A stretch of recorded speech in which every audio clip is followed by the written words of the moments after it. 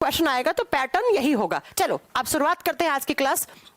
और मैम आप सारे कपड़े ही मांग के ही पहनती हो? अरे सारे नहीं, सर्दियों के कपड़े। अब मेरा भाई है वो मेरे जैसा ही लंबा एकदम, अब उसके कपड़े जैकेट वो जैकेट ले आता है, वो उसकी जैकेट मैं पहन लेती हूँ, है ना? तो फिर क्या प्रॉब्लम है? पापा की भी पहन लेती हूँ मैं, तो कोई प्रॉब्लम नहीं है। ठंड नहीं चाहिए, बाकी क्या है। चलो स्टार्ट करते हैं। आज का पहला क्वेश्चन कह रहा है कंसीडर द फॉलोइंग एलिमेंट्स। क्या कह रहा है कि इनमें से कौन सा एक एलिमेंट है जो इनकरेक्ट है? इनकरेक्ट का मतलब है जो गलत है। तो बताइए जरा इनमें से कौन सा एक स्टेटमेंट है जो गलत दे रखा है? कौन सा स्टेटमेंट? पहला स्टेटमेंट कह रहा है कार्बन, ऑक्सीजन, नियोन और यहां पर सोडियम, सिलिकॉन। क्या कह रखा है ये क्वेश्चन? अच्छा इनके बारे में कह रहा है कि इन एलिमेंट्स को पढ़ो पहले। देन आप ऑप्शन देखिए, कह रहा है कि carbon and silicon belongs to the same period. क्या कार्बन और सिलिकॉन एक पीरियड से बिलोंग करते हैं? बेटा पीरियड और ग्रुप में कंफ्यूज नहीं होना है। ग्रुप होता है जब आप ऊपर से नीचे आते हैं, पीरियड जब आप लेफ्ट से राइट जाते हैं। तो क्या कार्बन और सिलिकॉन एक ही आवर्त से हैं? नहीं, ये दोनों एक ग्रुप से हैं, लेकिन एक पीरियड से नहीं है। कौन बच्चा कह रहा है ये सही है? कैसे हो जाएगा बेटा सही? आपसे गलत पूछा है तो यही गलत है। A option, carbon and silicon कहे सीता जी सुनो प्रभु। वो ट्रिक याद है आपको? कहे सीता जी सुनो प्रभु, तो कार्बन से कहे सीता जी का एस आई, सिलिकॉन एक ही ग्रुप के हैं, एक पीरियड के नहीं है। तो पहला स्टेटमेंट गलत है और यही आपका आंसर हो जाएगा। लेकिन हम बाकी के स्टेटमेंट देखते हैं, ठीक है। अगला कह रहा है कि कार्बन, ऑक्सीजन एंड नियोन एक ही पीरियड से बिलोंग करते हैं। क्या ये बात सच है? चलो थोड़ी देर के बाद देखते हैं। Sodium and silicon same period से बिलोंग करते हैं। क्या ये बात भी सच है? Sodium is a alkali metal. ये तो 100% सच है। हेलिना की रब से फरियाद, ग्रुप नंबर 1 में सोडियम आता है, नाइट्रियम आता है, और सोडियम को कहा जाता है एल्कली मेटल। इसे क्षारीय धातु कहा जाता है। क्यों कहा जाता है? बिकॉज़ मैम इसका ऑक्साइड बेसिक नेचर का होता है, क्षारीय प्रकृति का होता है। तो ये तो सही है, ये गलत है। बाकी के दो देखते हैं। इसके थोड़ा सा पीरियोडिक टेबल खोलते हैं अपन। ये देखो क्या कहा उसने, कार्बन, ऑक्सीजन और तीसरा कौन सा कहा था? Carbon, oxygen and neon. क्या सेम पीरियड से आते हैं? देखिएगा कार्बन कहां है? ये रहा कार्बन, तो ये तो पीरियड नंबर 2 में है। उसके बाद सिलिकॉन कहा आपसे, तो क्या सिलिकॉन इसी पीरियड में आता है? तो कहीं पर भी आपको सिलिकॉन इसके नीचे है, तो ये तो पीरियड नंबर 3 का मेंबर है। एंड नियोन, नियोन बेटा कार्बन और नियोन दोनों एक पीरियड के हैं। पीरियड तो ऐसे काउंट करोगे ना आप, जबकि सिलिकॉन तो अलग पीरियड का हो गया। तो ये स्टेटमेंट गलत है, ये स्टेटमेंट गलत है। और इससे अगला स्टेटमेंट क्या था कि कार्बन और सिलिकॉन सेम पीरियड से। कहां है सेम से? अलग से है। तो आपसे जो गलत पूछा वही आपका आंसर हो जाएगा। गलत क्या था? ओ क्या कह रहा है? गलत पूछा ना, carbon, oxygen, neon belongs to the same period. तो ये भी तो स्टेटमेंट गलत हो जाएगा। Carbon, oxygen and neon, carbon, oxygen, neon वाला तो आओ सही। तो क्या हो गया दिमाग को सुबह से पढ़ा के? सुनो, कार्बन, ऑक्सीजन, नियोन तो सेम पीरियड से तो है, तो ये तो स्टेटमेंट सही है। और अगला स्टेटमेंट क्या है? कार्बन और ऑक्सीजन सेम पीरियड से, तो सेम पीरियड से, पीरियड से काउंट करेंगे ना। तो ये सब पीरियड नंबर 2 में आते हैं। अच्छा मैं आपको बताऊं आप पीरियड कैसे काउंट करोगे, कैसे आपको पता लगाएगा? एक ट्रिक बताती हूं आपको कि आपको अगर कोई एलिमेंट दे दे तो आपको उसका पीरियड निकालो। कैसे निकालते हैं बेटा? आप ना उसका एटॉमिक कॉन्फ़िगरेशन लिख ले, उसका इलेक्ट्रॉनिक कॉन्फ़िगरेशन लिख ले, उसका इलेक्ट्रॉनिक विन्यास लिख ले, और विन्यास लिखने के बाद आपको क्या करना है? उसका शेल काउंट करो, उसका शेल काउंट करो, नंबर ऑफ शेल काउंट करो, और जो उसका नंबर ऑफ शेल है, जो भी उसकी कक्षा का नंबर है, वही उसका पीरियड हो जाता है। जैसे अगर मैं बात करूं कार्बन की, तो आप बताओ कार्बन का एटॉमिक नंबर आप जानते हैं 6 नंबर पे आता है। तो इसका इलेक्ट्रॉनिक कॉन्फ़िगरेशन कैसे लिखते हैं? 2 और 4। तो कितनी शेल होगी? पहली शेल में 2 इलेक्ट्रॉन है कार्बन में, दूसरी में 4 है, 1 2 3 4। तो 2 शेल है, तो इसका मतलब ये कौन से पीरियड में आता है? नंबर 2 में, नंबर 2 में। ऐसे ही आप ऑक्सीजन का निकाल लो, ऑक्सीजन 8 नंबर पे आता है, तो 2 और 6 लिखते हैं। तो पहला ये शेल, दूसरा ये शेल, तो कार्बन और ऑक्सीजन दोनों ही कौन से में आएंगे? पीरियड नंबर 2 में। नियोन, नियोन को 2 और 8 10 लिखते हैं, नियोन 10 पे आता है, तो पहला शेल, दूसरा शेल। तो जब भी आपसे कोई एलिमेंट देके उसका पीरियड पूछे, तो आप उसका इलेक्ट्रॉनिक कॉन्फ़िगरेशन निकालेंगे, और जिस भी शेल में जितनी शेल है वही उसका पीरियड नंबर बन जाता है। क्या आपको समझ में आ रही है? क्या आपको समझ में आ रही है क्या ये बात? कि अगर चलो नहीं आ रही, आगे क्वेश्चन आएंगे तब समझा देंगे। तो इसका ए नंबर ऑप्शन सही हो जाएगा। Which halogen exist in liquid form? वो कौन सा हैलोजन है वो तरल अवस्था में पाया जाता है? अगर नहीं समझ में आ रहा तो मैं आगे समझाऊंगी। वापस 2 क्वेश्चन डाले मैंने पीरियड वाले, कोई बात नहीं, आगे समझ में आ जाएगा। ठीक है चलो समझो जल्दी बताओ। अगला क्वेश्चन कह रहा है which halogen exist in liquid form? कौन सा हैलोजन है जो द्रव की अवस्था में पाया जाता है? हैलोजन्स क्या होते हैं? ग्रुप नंबर 17 के एलिमेंट्स जो ग्रुप नंबर 17 में आते हैं उनको हैलोजन कहते हैं। और उसका ट्रिक क्या बताया था? फिर कल बाहर आई aunty, fluorine, chlorine, bromine, iodine, astatine, ये सब क्या होते हैं? हैलोजन्स होते हैं। और ये हैलोजन्स याद रखिएगा नॉन मेटल्स होते हैं। हैलोजन्स कहां पे रखे जाते हैं? नॉन मेटल्स में रखे जाते हैं, धातु में रखे जाते हैं। तो ये फ्लोरीन, क्लोरीन, ब्रोमीन, आयोडीन, ये सब नॉन मेटल्स होती हैं। तो या तो ये क्वेश्चन आपसे पूछे कौन सा हैलोजन है जो लिक्विड फॉर्म में होता है, या ये क्वेश्चन पूछे कौन सी नॉन मेटल है जो लिक्विड स्टेट में होती है। एक ही होती है, कौन सी? ब्रोमीन। एक ही होती है, ब्रोमीन। ब्रोमीन जो होता है वो लिक्विड स्टेट में होता है। अब आप लोग मुझे बताओ कि यहाँ पर ब्रोमीन का एटॉमिक नंबर कितना होता है और इसकी वैलेंसी कितनी होती है? फटाक से आंसर करो। ब्रोमीन का एटॉमिक नंबर कितना होता है, इसका परमाणु क्रमांक बताइए मुझे, और इसकी वैलेंसी बताइए। वैलेंसी मैं बता देती हूँ, बहुत आसान है। संयोजकता, जब ये ग्रुप नंबर 17 में है तो बच्चा इनकी आउटर सेल में कितने इलेक्ट्रॉन होंगे? 7 होंगे। जब 7 है तो ऑक्टेट पूरा करने के लिए कितना चाहिए? 1 इलेक्ट्रॉन। तो इनकी वैलेंसी होती है -1। अब आप एटॉमिक नंबर बताओ ब्रोमीन का। ब्रोमीन का एटॉमिक नंबर कितना होता है? कोई कह रहा है 18। 18 कैसे हो जाएगा पंकज? 18 पे होता है आर्गन, पोटेशियम, कैल्शियम। आर्गन का 18 होता है। हाँ जी, ब्रोमीन का 77। इतना दूर भी नहीं है आपका। हाँ जी, इतना दूर भी नहीं बैठा है। कितना होता है? 35 नंबर पे। यस 25 पे नहीं आता है बेटा, ब्रोमीन आता है 35 पर। 35 नंबर इसका एटॉमिक नंबर है, मतलब इसके न्यूक्लियस में नंबर ऑफ प्रोटॉन कितना है? 35 है, इसलिए इसका एटॉमिक नंबर 35 है। कौन से ग्रुप में आता है? तो 17 में। कौन से ब्लॉक में आता है? पी ब्लॉक में। और उसकी वैलेंसी संयोजकता -1 होती है। अब बेटा आपसे पूछे कि कौन सी नॉन मेटल है जो लिक्विड स्टेट में है? ब्रोमीन। लेकिन आपसे ये क्वेश्चन थोड़ा सा वापस ऐसा कैसा पूछे, कौन सी मेटल है, कौन सी धातु है जो लिक्विड स्टेट में होती है? तो अगर मेटल पूछे तो वो पारा होता है। वो कौन होता है? Hg, mercury. मर्करी हमेशा रूम टेम्परेचर पे लिक्विड स्टेट में होती है। सामान्य रूम तापमान पर जो पारा है, आप जिसको मर्करी बोलते हैं, वो लिक्विड स्टेट में होता है। और थोड़ा सा आपने रूम टेम्परेचर से थोड़ा सा अधिक तापमान दिया, जैसे आपने अपनी हथेली पे रखा, तो एक क्वेश्चन आता है एग्जाम में, कौन कौन सी धातु हथेली पर रखने पर पिघलना शुरू हो जाती है? तो वो होती है बेटा सीजियम एंड गैलियम। सीजियम और गैलियम थोड़े से अधिक तापमान मिलते ही, रूम टेम्परेचर से हल्का सा ज्यादा करा, तो ये क्या पिघलना शुरू हो जाती है, ये भी लिक्विड स्टेट में आने लग जाती है। अब वो थोड़ा अधिक तापमान आपकी हथेली पे रखने पर क्यों पिघल जाती है? बिकॉज़ हमारे बॉडी से हीट निकलती है, हमारी हथेली से हीट निकलेगी और उस हीट का एब्जॉर्प्शन करके सीजियम और गैलियम दोनों लिक्विड स्टेट में आने लग जाती है। तो रूम टेम्परेचर पर मर्करी क्या होता है? लिक्विड स्टेट में, और थोड़े से अधिक तापमान पे सीजियम और गैलियम भी लिक्विड स्टेट में आने की कोशिश करने लग जाते हैं। और नॉन मेटल जो लिक्विड स्टेट पे है दैट इज ब्रोमीन और इट इज ए हैलोजन, ये हैलोजन होता है। आइए अगला question, which of the following is an alkali metal, इनमें से कौन सी एक एल्कली मेटल है? एल्कली मेटल्स क्या होती है? क्षारीय धातु, ऐसी मेटल्स जिनका ऑक्साइड बेसिक नेचर का हो, जिनका ऑक्साइड क्षारीय प्रकृति का हो। और क्षारीय प्रकृति का मतलब क्या है? उनका जब ऑक्साइड बने तो उसका पीएच वैल्यू 7 से लेकर 14 के बीच में हो, उनका पीएच का मान कितना हो? 7 to 14, उसी को हम बोलते हैं बेसिक नेचर या एल्कलाइन, भस्मीय प्रकृति या क्षारीय प्रकृति का। अब जो ग्रुप नंबर 1 में एलिमेंट्स आते हैं उनको हम एल्कली मेटल्स बोलते हैं, उन्हें हम क्षारीय धातु बोलते हैं। ग्रुप नंबर 1 का ट्रिक क्या है? हेलिना की रब से फरियाद। तो देखो बेटा, हेलिना की रब से फरियाद में सोडियम भी आता है, पोटेशियम भी आता है, लिथियम भी आता है। ये तीनों की तीनों एल्कली मेटल्स हैं, ये तीनों की तीनों एल्कली मेटल्स है, बिकॉज सोडियम का भी ऑक्साइड क्या होगा? बेसिक नेचर का, लिथियम का भी बेसिक नेचर का और पोटेशियम का भी बेसिक नेचर का होगा। ठीक है, और ये तीनों की तीनों अगर मैं बात करती हूं तो हाईली रिएक्टिव मेटल्स मानी जाती है, ये सबसे अधिक क्रियाशील धातु मानी जाती है और सबसे ज्यादा होता है इनमें से potassium. Potassium is highly reactive metal, इसीलिए इसकी हीट को कम करने के लिए हम इसे मिट्टी के तेल में रखते हैं, इसे हम केरोसिन के तेल में रखते हैं। ठीक है, क्योंकि जो पोटेशियम है वो एयर से रिएक्शन करके, पानी से, ऑक्सीजन से करके वो आग लगा सकता है, इसलिए पोटेशियम की हीट को कम करने के लिए हम इसे मिट्टी के तेल में रखते हैं। चलो, तो यहां पर सारी की सारी एल्कली मेटल्स हैं, सारी की सारी क्षारीय धातु है, ग्रुप नंबर 1 में आती है, इनकी वैलेंसी +1 होती है, इनकी वैलेंसी +1 होती है। चलो अगला क्वेश्चन, नेक्स्ट क्वेश्चन क्या है? तो अगला क्वेश्चन क्या है? What is the valency of magnesium, magnesium की संयोजकता कितनी होती है? अब कुछ बच्चों को तो यही नहीं पता होगा कि वैलेंसी होता क्या है।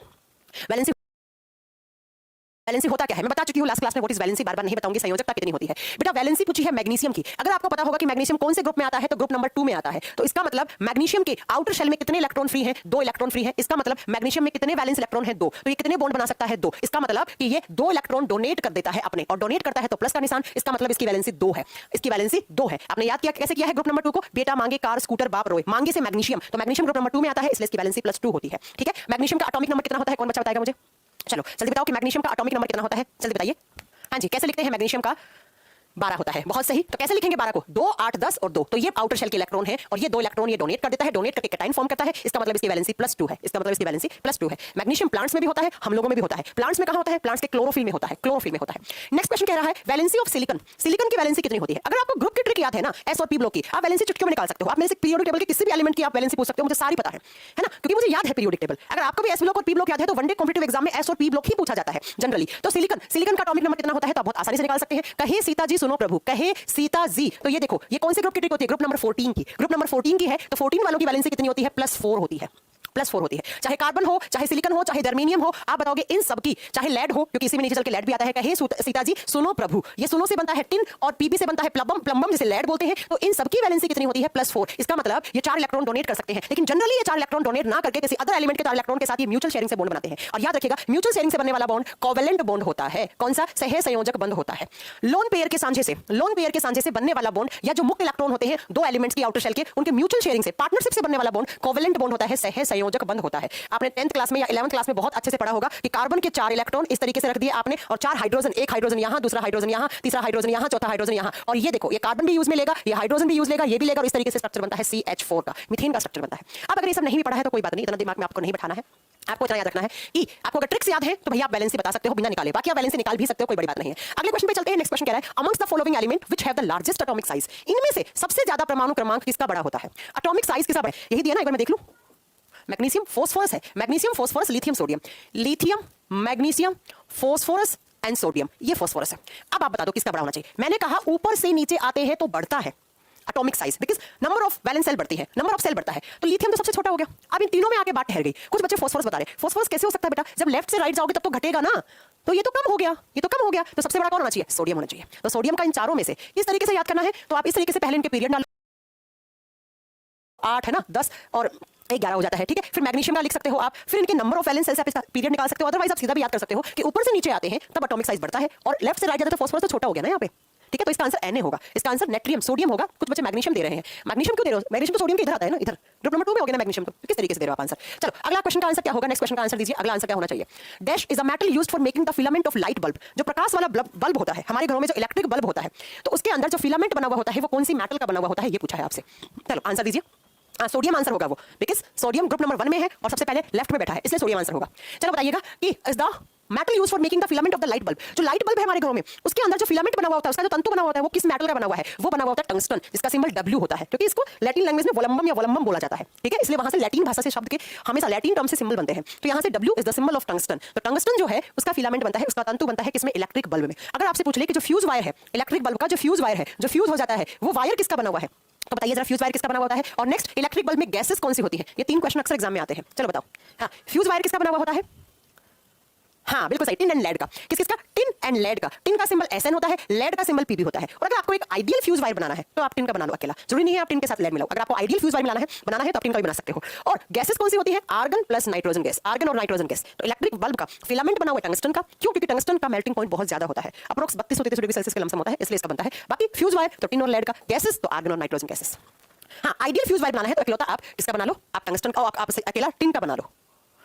चलो अगला, हीटर वायर बेटा नाइट्रोम का बना हुआ, निकल प्लस क्रोमियम का बना हुआ है। चलो अगले क्वेश्चन का आंसर कीजिए। बहुत अच्छा आंसर कर रहे हैं सभी लोग, शाबाश, बहुत बढ़िया आपकी प्रिपरेशन हो रही है, बहुत ही बढ़िया तरीके से आंसर दे रहे हैं। एक दो बच्चे ऐसे हैं जो थोड़ा गलत सा आंसर दे रहे हैं इस बैच में, बाकी तो सब सही आंसर दे रहे हैं। मैम हमें भी एलिमेंट्स का लैटिन नेम याद करना पड़ेगा? नहीं, आपको नहीं लैटिन लैंग्वेज याद करनी है, मुझे तो ऐसे ही याद हो गए, पढ़ते पढ़ते आपको याद करने की जरूरत नहीं है, एग्जामिनेशन में नहीं आएंगे ये कि भैया टंगस्टन को लैटिन लैंग्वेज में क्या बोलते हैं, पोटेशियम को क्या बोलते हैं, लेड को क्या बोलते हैं, नहीं, आपको नहीं याद करने हैं। The modern periodic table is based on, जो आधुनिक आवर्त सारणी है वो किस लॉ पे बनी हुई है? तो वो बेटा उसमें जो एलिमेंट सजाए गए हैं वो किसके आधार पर सजाए गए हैं? याद रखिएगा, मेंडलीव ने अपनी पीरियोडिक टेबल में जो एलिमेंट सजाए थे वो उनके एटॉमिक मास के आधार पर सजाए थे, वो उनके परमाणु भार के आधार पर सजाए थे, इसीलिए वो आइसोटोप्स को जगह नहीं दे पाए थे, इसीलिए वो अपनी पीरियोडिक टेबल में समस्थानिकों को जगह नहीं दे पाए थे और वो फेल हो गए थे, मेंडलीव जी फेल हो गए थे। उसके बाद हेनरी मोज़ले जी आए थे, उन्होंने मेंडलीव की पीरियोडिक टेबल में जो एलिमेंट सजे हुए थे, सजने का मतलब रखे हुए थे, सजने का मतलब मेकअप करके सजाया रखा गया, मतलब उनको रखा गया था, तो उनको फिर बाद में उन एलिमेंट्स को उनके एटॉमिक नंबर के आधार पर सजा के रख दिया। किसने? हेनरी मोज़ले ने। इसीलिए जो मॉडर्न पीरियोडिक टेबल है उसमें आप चाहे तो टॉप टू बॉटम आओ, ऊपर से नीचे आओ, जो आधुनिक आवर्त सारणी है उसमें टॉप टू बॉटम आओ, चाहे आप लेफ्ट से राइट जाओ, atomic number will be increased. इधर भी जाओगे तब भी एटॉमिक नंबर बढ़ेगा, इधर भी जाओगे तो एटॉमिक नंबर बढ़ेगा। तो परमाणु क्रमांक के आधार पर हेनरी मोज़ले की पीरियोडिक टेबल रखी गई है।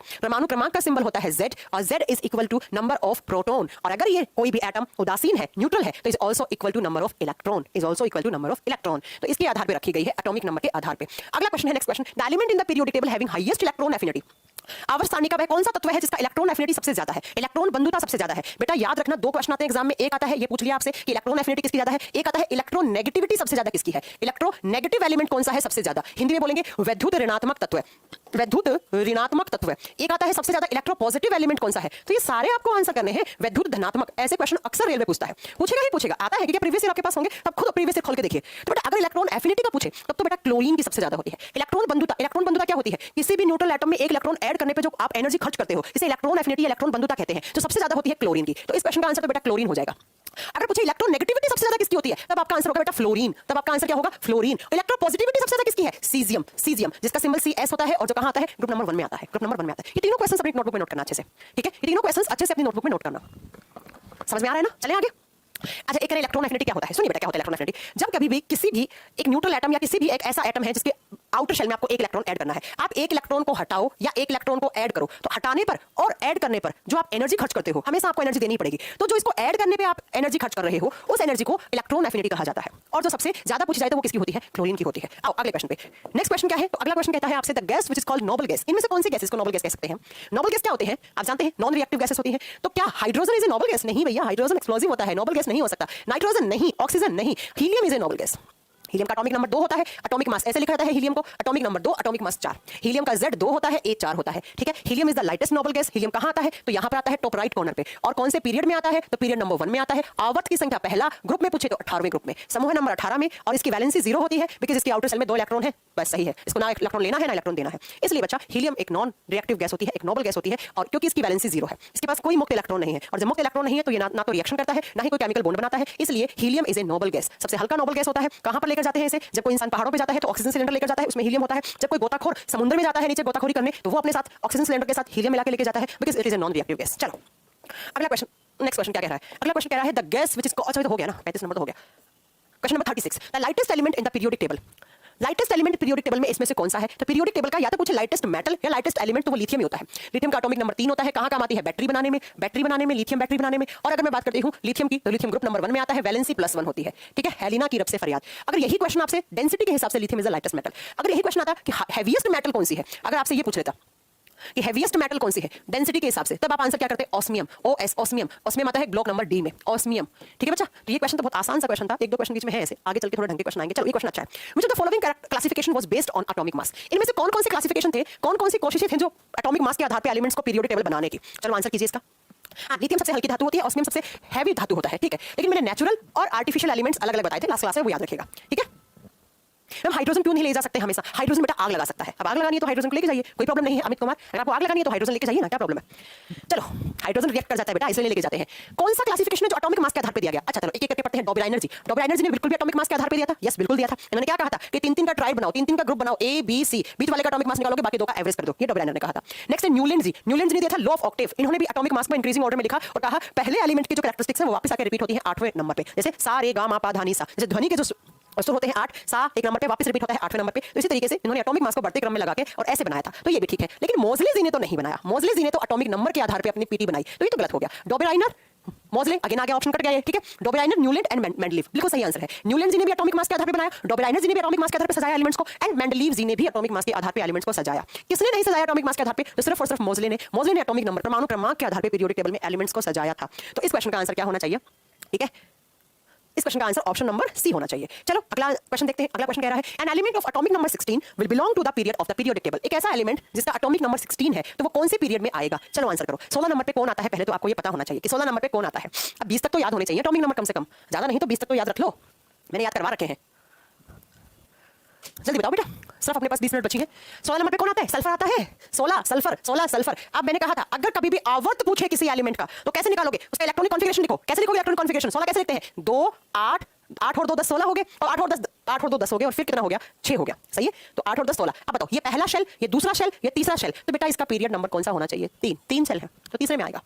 इसी तरीके से निकालना है। जब कभी भी समझ में आ रहा है, ट्रिक समझ में आ रही है ना, ये कुछ ट्रिक्स होती है पीरियोडिक टेबल के क्वेश्चंस करने की। अगर तीसरे में आ रहा है, जैसे आपसे पूछ लिया सोडियम, है ना, सोडियम का भी कैसे होता है बेटा? सोडियम 2 8 10 और 1 11, तो ये भी कौन से पीरियड में आएगा? तीसरे में आएगा। ठीक है, अगर आपसे पोटेशियम का पूछा, पोटेशियम के 2 8 10 और 8 ये 18, पोटेशियम 18 पे आते हैं, बिल्कुल सही है, ये हो जाएगा। लेकिन आपसे कैल्शियम पूछा, इसमें भी 3 है, तो पोटेशियम भी सेम पीरियड का जिसमें ये आते हैं। अगर आपसे पूछा कैल्शियम, तो कैल्शियम बेटा 2 8 10 और 18 और 2 4 सेल है, इसका मतलब कैल्शियम का पीरियड नंबर कौन सा होना चाहिए? 4th होना चाहिए, 4th होना चाहिए। तो किस तरीके से निकालना है आपको कि उसका शेल देख लो कितनी शेल है, जो शेल है वही उसका पीरियड नंबर है, वही उसका पीरियड नंबर है। चलो अगला क्वेश्चन क्या है? नेक्स्ट क्वेश्चन क्या कहता है? What do lithium sodium and potassium have in common? Lithium sodium potassium में कौन सी बात एक कॉमन है? इनमें से कौन सा एक स्टेटमेंट है जो लिथियम पोटेशियम एंड सोडियम में कॉमन है? बेटा कॉमन बात बताइए। These are alkaline earth metals. लेकिन बेटा एल्कलाइन अर्थ मेटल्स पोटेशियम और सोडियम और लिथियम तो नहीं होती है, ये तो एल्कली मेटल्स होती हैं। ये सोइल में नहीं होती है, अर्थ में नहीं होती है, मिट्टी में नहीं होती है, ये एल्कली मेटल्स है, नॉट एल्कली अर्थ मेटल्स। तो गलत हो गया बेटा। These are inert elements. अरे नहीं, these are highly reactive metals, inert नहीं हो सकती, ये तो क्रिया करती हैं। अगला है दे डोंट फॉर्म ऑक्साइड। अरे लिथियम हाइड्रोक्साइड, अरे आपका सोडियम हाइड्रोक्साइड, पोटेशियम हाइड्रोक्साइड, गलत है। अगला है they have 1 electron in the outer shell. बिल्कुल सही बात है। लिथियम सोडियम पोटेशियम तीनों एक ही ग्रुप में आते हैं। कौन से ग्रुप में? ग्रुप नंबर 1 में। इसका मतलब इनकी वैलेंसी कितनी होनी चाहिए? +1 +1 +1। ये तीनों हाईली रिएक्टिव मेटल्स मानी जाती हैं क्योंकि इनकी वैलेंसी +1 है, तो आसानी से अपना इलेक्ट्रॉन डोनेट करके इलेक्ट्रोपॉजिटिव एलिमेंट्स बन जाते हैं, और they all are metals because electropositive elements metals होते हैं, धनात्मक तत्व ही क्या होते हैं? मेटल्स होते हैं। अगला question, the volume of atom is the lowest. अब देखो क्वेश्चन आपको थोड़ा सा घुमा रहा है, लेकिन कुछ नहीं, इसमें से किसका साइज सबसे छोटा है? आपसे ये पूछ रहा है। परमाणु का आयतन, मतलब यहाँ पर आयतन का मतलब वॉल्यूम वो नहीं है, इसका वॉल्यूम का मतलब समझ रहे हैं कि साइज किसका छोटा होगा। 4 एलिमेंट्स है। थोड़ा सा ढंग से क्वेश्चन का आंसर देखो, आप तुरंत देखते ही आप आंसर कर देते हैं, तो आप सोचा करो थोड़ा सा। अब यहाँ पर एक बच्चा बी कर रहा है, थोड़ा सोचो, थोड़ा टाइम लो। कुछ क्वेश्चंस टाइम कंज्यूमिंग होते हैं, मैं मानती हूँ, कुछ नहीं होते हैं, तो ये थोड़ा सा टाइम लेने वाला क्वेश्चन है, तो तुम गलत कर दोगे। आप देखो किस तरीके से आपको, आप जानते हैं कि साइज कब बढ़ता है? लेफ्ट से राइट जाते हो तो घटता है, मतलब जो सबसे यहाँ बैठा होगा वो घटेगा, सबसे लास्ट में बैठा होगा वो सबसे छोटे साइज का होगा। उसके बाद ऊपर से नीचे आते हैं तो बढ़ता है। अब आप खुद सोच लो कि सिलिकॉन कुछ यहाँ पे मान लो, सिलिकॉन, फास्फोरस भी यहीं पर, और सबसे इनमें लास्ट में कौन सा बैठा है? तो हीलियम यहाँ बैठा है, तो हीलियम का सबसे छोटा साइज होगा, बिकॉज़ लेफ्ट से राइट जाते हैं तो साइज घटता है। इनमें से सबसे छोटा हीलियम होगा, ठीक है, वैसे छोटा नहीं है, इनमें सबसे छोटा हीलियम होगा। चलो अगले क्वेश्चन पे चलते हैं। नेक्स्ट क्वेश्चन क्या कह रहा है? आप देख भी लो, आप देखो 4 ऑप्शन थे ना आपके। हीलियम यहाँ बैठा है, और क्या कहता? सल्फर यहाँ था, सिलिकॉन यहाँ था, फास्फोरस यहाँ था, तो इन तीनों में जब लेफ्ट से राइट आओगे तो क्या होगा? सबसे छोटा इस वाले होने चाहिए। अब अगर यहाँ पे फ्लोरीन होता ना तो आपका आंसर फ्लोरीन होता, क्योंकि मैंने एक्सेप्शन दिखवा रखा है, ग्रुप नंबर 17 18 में एक्सेप्शन होता है। 17वां वाले 18वें वाले से हल्के से बड़े होते हैं, यहाँ ज़्यादा तो घटता है, सबसे छोटे होने चाहिए 18, लेकिन सबसे छोटे होते हैं 17 वाले, सबसे छोटे 17 वाले, वो बिकॉज़ इनके एटॉमिक रेडियस की वजह से होते हैं, मैं पढ़ा चुकी हूँ, कोई बड़ी बात नहीं है। अगला, dash is electropositive in nature. इनमें से कौन से ऐसे एलिमेंट्स हैं जो इलेक्ट्रोपॉजिटिव होते हैं? इलेक्ट्रोपॉजिटिव का मतलब क्या होता है? जो अपना इलेक्ट्रॉन डोनेट करते हैं, जिसके पास इलेक्ट्रॉन है वैलेंस सेल में, वो इलेक्ट्रॉन को डोनेट कर दें, वो इलेक्ट्रॉन डोनेट करके अपने ऊपर पॉजिटिव आयंस ग्रहण कर लें, जो कैटायन फॉर्म करें। जो कैटायन फॉर्म करते हैं उन्हें हमेशा हम धातु बोलते हैं, उन्हें हमेशा मेटल्स बोलते हैं। इसीलिए तो आप जब कभी भी लिथियम लिखते हो तो ऐसे लिखते हो, कैल्शियम लिखते हो तो ऐसे लिखते हो, सोडियम लिखते हो तो ऐसे लिखते हो, लिखते हो कि नहीं लिखते हो? क्यों लिखते हो? क्योंकि ये पॉजिटिव कैटायंस फॉर्म कर रहे हैं, ये हमेशा इलेक्ट्रॉन डोनर होते हैं, ये इलेक्ट्रॉन डोनेट करने वाले होते हैं, है ना, ये इलेक्ट्रॉन डोनर होते हैं। और मेटल्स आर ऑलवेज इलेक्ट्रोपॉजिटिव या metals are always electron donor. और जो मेटल्स के द्वारा इलेक्ट्रॉन डोनेट किया जाता है, वो रिसीव जो करता है वो इलेक्ट्रॉन नेगेटिव होते हैं, वो वैद्युत ऋणात्मक तत्व होते हैं, और वैद्युत ऋणात्मक तत्व नॉन मेटल्स होती है। एक मिनट कोई आगे खोल करती हूँ। तो जो मेटल्स हैं वो हमेशा इलेक्ट्रोपॉजिटिव होती हैं क्योंकि वो अपना इलेक्ट्रॉन डोनेट करके अपने ऊपर कैटायंस फॉर्म करती हैं, अपने ऊपर कौन सा आवेश ग्रहण कर लेती हैं, पॉजिटिव। तो यहाँ पर इसका आंसर क्या होगा, मेटल्स। और बेटा सेमी मेटल्स क्या होते हैं, मेटलोइड्स, जिसमें धातु और अधातु दोनों के गुण हो, जिसमें धातु और अधातु दोनों के गुण पाए जाते हैं, उन्हें मेटलोइड्स कहा जाता है। वो सेमी मेटल्स बनाने में काम आते हैं। अगला क्वेश्चन क्या कह रहा है, नेक्स्ट क्वेश्चन को सुनिएगा अच्छे से और इसका आंसर कीजिए। क्या कह रहा है, what are the elements with lanthanum in class 3 and period 6 called. जो छठे पीरियड में कुछ एलिमेंट्स आते हैं लेंथेनियम के बाद, उन्हें क्या कहा जाता है। चलो आंसर करो। 6th नंबर पीरियड में और 7th नंबर पीरियड में डी ब्लॉक के, ध्यान से सुनिएगा, डी ब्लॉक के 6th और 7th के, 6th आवर्त के और 7th आवर्त के, यहाँ के 14, यहाँ के 14, दोनों को हटाकर टोटल कितने हो गए, 28 एलिमेंट को निकाल के नीचे एफ ब्लॉक में रखा गया है, एफ ब्लॉक में रखा गया है। तो जो लेंथेनियम के बाद आते हैं उन्हें लेंथेनोइड्स कहते हैं। लेंथेनियम 56 पे, ये आ जाओ दिखाती हूं आपको ना, पीरियोडिक टेबल होगा कहीं ना कहीं, तो ये रहा। चलो देखो, ये है 6th वाला पीरियड, यहाँ है लेंथेनियम, ये लेंथेनियम है, 57 पे आता है ना लेंथेनियम ना, ठीक है। तो इस लेंथेनियम यहां बैठा है। ये क्वेश्चन आपसे पूछा कि छठे आवर्त में आफ्टर लेंथेनियम, लेंथेनियम के बाद वाले ये यहां के 14 एलिमेंट जो सीरियम से स्टार्ट होता है, ये बेटा क्या कहलाते हैं, ये लेंथेनाइड्स कहलाते हैं, लेंथेनाइड्स कहलाते हैं। ठीक ऐसे ही 7वें पीरियड का ये एक्टिनियम है, 89 पे एक्टिनियम आता है। एक्टिनियम के बाद के 14 थोरियम से स्टार्ट होकर और 103 पे जाकर खत्म होता है लिवर्मोनियम, वहां तक सारे एलिमेंट्स एक्टिनाइड्स कहलाते हैं। इनको यहां से ही निकाल के नीचे रखा गया है और बाद में बाकी के एलिमेंट्स यहां पे कंटिन्यू कर दिए गए हैं। तो अगर पूछे लेंथेनियम के बाद वाले क्या कहलाते हैं, लेंथेनाइड्स, एक्टिनियम के बाद वाले क्या कहलाते हैं, एक्टिनाइड्स, दोनों में ही कितने होते हैं, 14 होते हैं। और टोटल कितने होते हैं लेंथेनाइड्स और एक्टिनाइड्स, तो आप बताओ कि बेटा वो होते हैं अपने टोटल 28। किस ब्लॉक में रखा गया है, एफ ब्लॉक में। कहां से निकाल के, डी ब्लॉक से निकाल के। तो ये हो गया आपका, ये छठे में लेंथेनियम के साथ स्थित तत्वों को क्या कहा जाता है, लेंथेनाइड्स कहा जाता है। हैलोजेंस कौन से होते हैं, 17 नंबर वाले। ट्रांजिशन एलिमेंट्स कौन से होते हैं, डी ब्लॉक वाले। एक्टिनोइड्स भी 14 होते हैं, ये भी 14 होते हैं, ये दोनों एफ ब्लॉक में आते हैं। चलो अगला क्वेश्चन क्या कह रहा है, next question, which element has 3 shells which are completely filled with electrons. इनमें से किस तत्व में 3 शेल्स होती हैं, 3 कक्षा होती हैं जो पूरी तरीके से इलेक्ट्रॉन से भरे हैं, मतलब जिसमें जगह नहीं है, इसमें जगह नहीं है। आपने अगर कॉन्सेप्ट पढ़ा होगा तो 1 सेकंड में आंसर कर दिया होगा। आंसर ही कर दो ना, हाँ थोड़ा सा कंफ्यूज हो सकते थे। देखो एल्यूमिनियम तो कभी हो नहीं सकता क्योंकि aluminium is not completely filled, क्योंकि एल्यूमिनियम नोबल गैस नहीं है, नोबल गैस में ही तो भरे हुए होते हैं। अब 3 है, अब आप निकालो। नियोन तो 10 नंबर पे आता है, 2 और 8 10, तो नियोन कैसे हो जाएगा, नियोन में 2 शेल है, ठीक है। अब अगर मैं बात करती हूं एल्यूमिनियम की, मैं मानती हूं एल्यूमिनियम 3 नंबर पे आता है, 2 8 और 3, ये बात सच है कि 2 8 3 मतलब 3 शेल है, 3 शेल है एल्यूमिनियम में। लेकिन क्या तीसरा कंप्लीटली फिल्ड है, क्या तीसरे में 8 इलेक्ट्रॉन है, दिख रहे हैं क्या 8 इलेक्ट्रॉन, नहीं है 8 इलेक्ट्रॉन 3 है। तो एल्यूमिनियम को करने की कोशिश मत कर देना, कुछ बच्चे जल्दबाजी में डी कर देंगे। कंप्लीटली फिल्ड किसमें होगा, आप बताओगे कंप्लीटली फिल्ड होगा आर्गन में। आर्गन कैसे होता है, 2 8 10 और 8 18, पहला शेल, दूसरा शेल, तीसरा शेल, तो 8 है ना तीसरे में, तो कंप्लीटली फिल्ड है। इसमें कोई भी वैलेंस इलेक्ट्रॉन नहीं है बिकॉज़ इसकी वैलेंसी 0 है। तो यहां पर आर्गन आंसर होगा, एल्यूमिनियम मत कर देना। एल्यूमिनियम की आउटर शेल में भी 3 है, लेकिन बेटा एल्यूमिनियम का कंप्लीट नहीं है, कंप्लीट नहीं है। इसमें 3 शेल है लेकिन कंप्लीट नहीं है। हाँ जी आगे चलो, समझ में आ रहा है आप लोगों को, कुछ पल्ले पड़ रहा है। हाँ जी, ऐसा तो नहीं है कि मैं पढ़ाई जा रही हूँ, आप लोगों को लग रहा है ऊपर से जा रहा है। अब बच्चा आपको, अगर आप सोच रहे हो मैं एक क्वेश्चन पे आपको 5-5 मिनट लगा के पढ़ाऊं, अच्छे से बताऊं कि आर्गन कहाँ है, कैसे इसका इलेक्ट्रॉनिक कॉन्फ़िगरेशन दिखते हैं, इतना टाइम नहीं बचा है ना आपके पास ना मेरे पास, क्योंकि आपका फरवरी में एग्जाम है। फरवरी में एग्जाम है तो बेटा आपके पास टाइम भी तो बहुत कम है। आपको मैथ्स पढ़ना है, आपको रीजनिंग पढ़ना है, जीएस पढ़ना है, स्टैटिक जीके पढ़ना है, साइंस पढ़ना है, इतना पढ़ोगे तो फिर कैसे काम चलेगा। चलो अगले क्वेश्चन पे चलते हैं। नेक्स्ट क्वेश्चन क्या कह रहा है, अगला क्वेश्चन, बस पीडीएफ मत चिल्लाया करो, मैं पीडीएफ, अरे भाई साहब रुक जाओ, अभी कैसे पीडीएफ चिल्लाते रहते हो, अभी से पीडीएफ चिल्लाने लगे, कह तो दिया एक साथ दे देंगे। चलो अगला question, which of the following is not an example of Dobereiner स्केरा। अब डोबेराइनर स्केरा का मतलब है, यहाँ पर थोड़ा सा क्वेश्चन टफ है। टफ का मतलब क्या है, मतलब लैंग्वेज टफ है। डोबेराइनर के त्रिक सिद्धांत में कौन सा उदाहरण नहीं था। डोबेराइनर ने क्या क्या किया था, 3-3 के ट्राइड बनाए थे, 3-3 का ग्रुप बनाया था। हमने याद करवाया था कि एक मेटल याद कर लो, कौन कौन सा। देखो लिथियम सोडियम पोटेशियम वाला सक्सेसफुल था, 3 का ट्राइड था, सोडियम का निकालोगे बाकी 2 का एवरेज कर दोगे atomic mass. Chlorine bromine iodine एक हैलोजन का बनाया था, बिल्कुल ये भी है, और स्ट्रोंसियम वाला भी है, लेकिन हाइड्रोजन फ्लोरीन क्लोरीन का तो कोई ट्राइड नहीं बनाया था डोबेराइनर ने, जहां तक मुझे लगता है। ऐसा तो कभी त्रिक सिद्धांत में नहीं बताया था इन्होंने, है ना, तो ये गलत है। हाइड्रोजन फ्लोरीन क्लोरीन का कोई भी ट्राइड नहीं बनाया गया है आपके डोबेराइनर जी के द्वारा। बाकी तीनों डोबेराइनर के आप बताओगे ट्राइड्स आते हैं, जिसमें से सबसे ज्यादा सक्सेसफुल कौन सा है, ये डी वाला, ये सबसे ज्यादा सक्सेसफुल रहा था। अगला क्वेश्चन चलते हैं, next question, at the end of each period the connective shells. अब कनेक्टिव सेल्स का मतलब यहां पर आप लिख सकते हो वैलेंस सेल। अब क्वेश्चन ऐसा है लेकिन कोई बात नहीं, आप लिखोगे वैलेंस सेल, और वैलेंस को हिंदी में संयोजी कक्षा लिखा हुआ, ठीक है। प्रत्येक आवर्त के अंत में संयोजी सेल क्या होता है, eight the end of each period, है ना, eight the end of each period. Each period का मतलब हो गया हर पीरियड के जो आखिरी वाले एलिमेंट्स हैं, एंड बोला ना, उनका जो वैलेंस सेल है वो क्या होता है, कंप्लीट होता है, पार्शियली फिल होता है, या हाफ होता है, या इनकम्प्लीट होता है, ये आपसे पूछ रखा है। थोड़ा सा क्वेश्चन को ढंग से पढ़ना, ठीक है। क्या कह रहा है, eight the end of each period. भाई साहब पीरियड के हर आखिरी में यहाँ पर क्या आते हैं, नोबल गैसेस। और नोबल गैसेस हर पीरियड के आखिरी में क्या आती है, नोबल गैसेस। तो नोबल गैसेस में बेटा आप जानते हैं क्या होता है, फुल्ली लोडेड। फुल्ली लोडेड का मतलब क्या है, कंप्लीट है। लोडेड थोड़ा सा अच्छा नहीं है लेकिन कंप्लीट है। इनके आउटर सेल में कितने इलेक्ट्रॉन होते हैं, 8। हीलियम में कितने होते हैं, 2। बाकी सब में 8 होते हैं। Helium, neon, argon, krypton, xenon, radon, सब में कितने होते हैं, 8 होते हैं। तो हर पीरियड का आखिरी एलिमेंट का आउटर सेल भरा हुआ है ना। चलो चारों तरफ से पीरियड टेबल पढ़ डाली हमने। चलो अगला क्वेश्चन क्या कह रहा है, dash the only non metal present in group number 1 the modern periodic table. इकलौता ऐसा ए धातु जो ग्रुप नंबर 1 में होता है। ग्रुप नंबर 1 के अंदर टोटल कितने एलिमेंट्स होते हैं, तो हेलिना की रफ से फरियाद। और इसमें इकलौता ऐसा एलिमेंट है जो नॉन मेटल है, वो हाइड्रोजन है। और हाइड्रोजन ना, इसका आज तक पीरियोडिक टेबल में प्लेस डिटरमाइन नहीं किया गया है। अब भले ही हाइड्रोजन को यहाँ रखते हो लेकिन इसका फिक्स पोजीशन नहीं है, बिकॉज हाइड्रोजन कभी कभी ग्रुप नंबर 1 में रहने के लक्षण लाता है अपने अंदर, कभी कभी वो ग्रुप नंबर 17 की तरह भांति भी काम करता है। इसलिए हाइड्रोजन को बोलते हैं आवारा तत्व, नोटोरियस एलिमेंट, आवारा तत्व। कभी यहाँ कभी यहाँ, इसकी प्रॉपर्टीज कभी ग्रुप नंबर 1 जैसी होती है, कभी ग्रुप नंबर 17 जैसी होती है। तो आज तक इसका जगह फिक्स नहीं हुआ है, लेकिन हम रखते हैं इसको यहाँ पर है, वो बात अलग है, ठीक है। चलो, तो हाइड्रोजन एक अधातु है, बाकी तीनों मेटल है। चलो अच्छा, ग्रुप नंबर 1 पूछा ना, तो वैसे तो कार्बन भी नॉन मेटल है, लेकिन ग्रुप नंबर 1 में तो नहीं आती ना कार्बन, तो हमारा आंसर तो ऑप्शन नंबर ए होगा ना। अगला क्वेश्चन क्या कह रहा है, which members are the same period in periodic table, कौन से मेंबर हैं जो एक ही पीरियड के हैं। चलो बता दो, कैसे निकालोगे, बता चुकी हूं। अगर पीरियड निकालना है तो कैसे निकालना है, बता चुकी हूं। हाँ, रखते बेटा इसे हम ग्रुप नंबर 1 में है, लेकिन ग्रुप नंबर 17 की तरह भी काम करता है, इसलिए इसको आवारा एलिमेंट बोलते हैं। उदासीन क्या होता है, उदासीन जिसके ऊपर कोई चार्ज नहीं होता, उसे उदासीन बोलते हैं।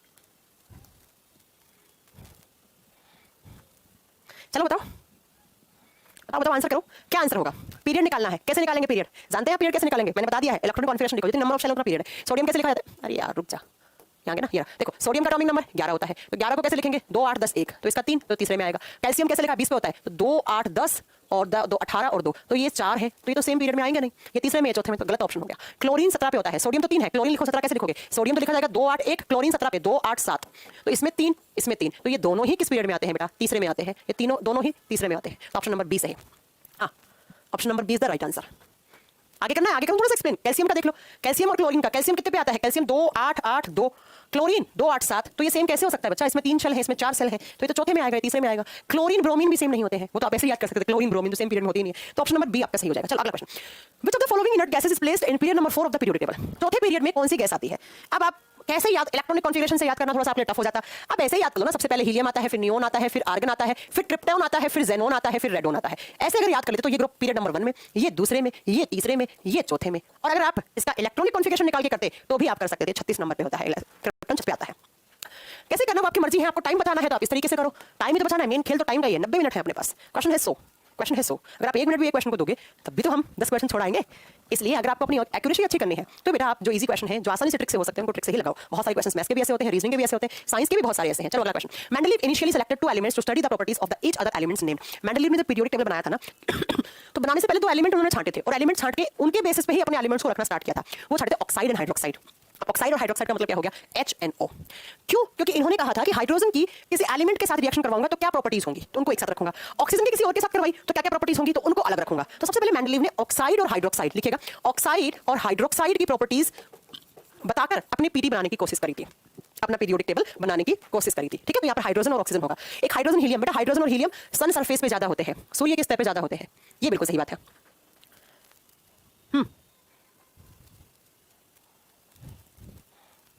चलें आगे,